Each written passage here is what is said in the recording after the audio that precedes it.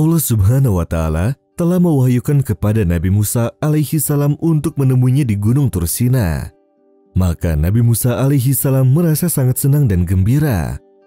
Beliau mengumpulkan kaumnya dan berkata, "Wahai kaumku, sesungguhnya Allah Subhanahu wa Ta'ala telah berjanji kepadaku untuk memberikan lembaran yang berisi petunjuk dan hidayah." Setelah itu, Nabi Musa alaihi salam menemui saudaranya Harun alaihi salam dan menasihatinya untuk menjaga iman Bani Israel dan jangan sampai terjadi sesuatu yang tidak baik pada mereka. Setelah kepergiannya dari Harun alaihi salam, muncul seorang laki-laki bernama Samiri yang berkata kepada Bani Israel, "Bagaimana pendapat kalian jika aku membuat sebuah Tuhan dari emas lalu kita sembah?" Ide itu disetujui oleh Bani Israel. Mereka pun menyalakan sebuah api, mengumpulkan emas yang ada, lalu dimasukkannya ke dalam api sampai meleleh. Sebelumnya, Samiri pernah melihat kuda malaikat. Ia pun mengambil tanah bekas pijakan kuda itu dan menyimpannya. Kemudian tanah itu dilemparkannya ke dalam api juga untuk membuat semua patung berbentuk anak sapi. Ia juga melubangi patung itu, sehingga jika angin bertiup, akan terdengar dari patung itu suara anak sapi sungguhan. Bani Israel sangat senang dengan patung mereka. Samiri berkata kepada mereka, "Ini adalah Tuhan kalian, juga Tuhannya Musa. Akan tetapi Musa telah lupa dan meninggalkannya di sini." Bani Israel melingkari patung itu, bertepuk tangan, ruku, hingga sujud kepadanya. Melihat hal ini, Harun alaihi salam marah dan menasihati mereka agar tidak menyekutukan Allah Subhanahu wa Ta'ala dan bahwa Samiri adalah seorang pemfitnah. Akan tetapi, Bani Israel menyepelekannya. Mereka menyuruh Harun untuk menyembahnya juga, bahkan mengancam akan membunuhnya jika ia tidak mau menyembah patung anak sapi itu.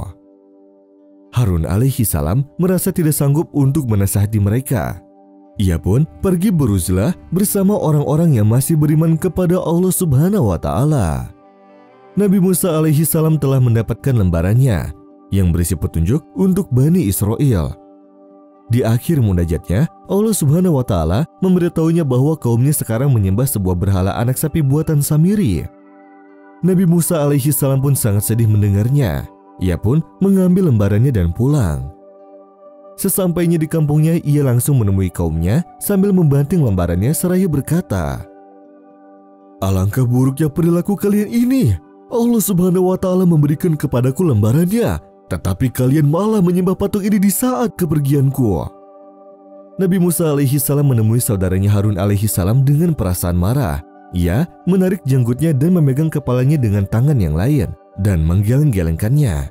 Lalu ia berkata, "Wahai Harun, kenapa kamu membiarkan mereka menyembah kepada patung yang tidak melihat, mendengar, juga tidak memberi manfaat atau mudarat?" Harun alaihi salam pun menangis. Ia pun memberitahunya bahwa ia sudah melarang mereka, tetapi justru mereka mengajaknya untuk menyembahnya, bahkan mengancamnya jika enggan. Allah Subhanahu wa Ta'ala mewahyukan kepada Nabi Musa alaihi salam akan kebenaran Harun. Maka Nabi Musa alaihi salam pun diam. Kemudian Nabi Musa alaihi salam pergi menemui Samiri dan menanyakan alasannya membuat patung itu.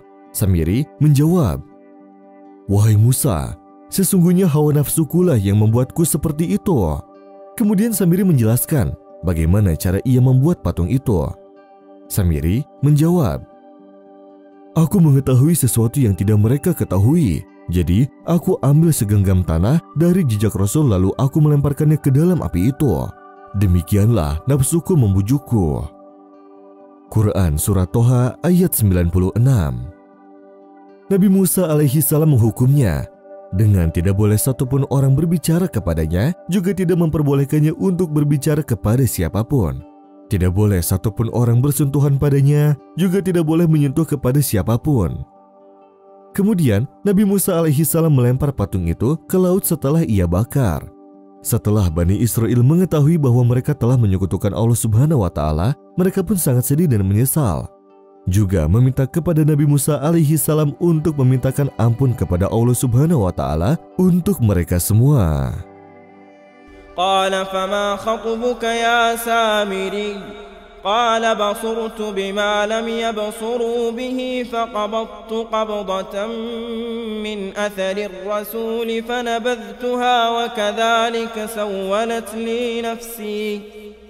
قال فاذهب فإن لك في الحياة أن تقول لا مساس وإن لك موعدا لن تخلفه وانظر إلى إلهك الذي ظلت عليه عاكفا لنحرقنه ثم لننسفنه في اليم نسفا.